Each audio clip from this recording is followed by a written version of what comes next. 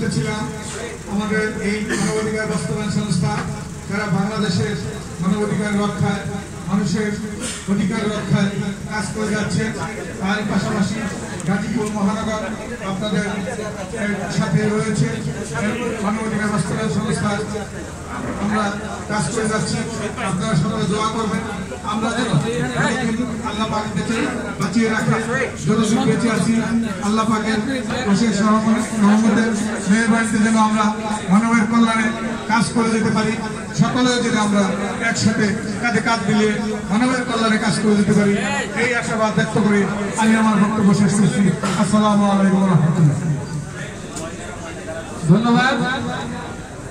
আমি রফিককে বলবো ভাই আমাদের বন্ধুদের এক জায়গাতে দেওয়ার জন্য এক সাইডে বন্ধুদের এক জায়গাতে দেওয়ার জন্য।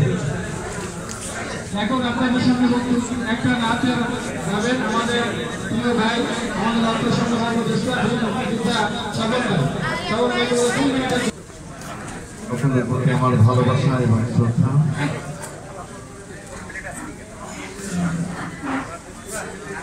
আমি নাটক আপনাদের সামনে পরিবেশন করব।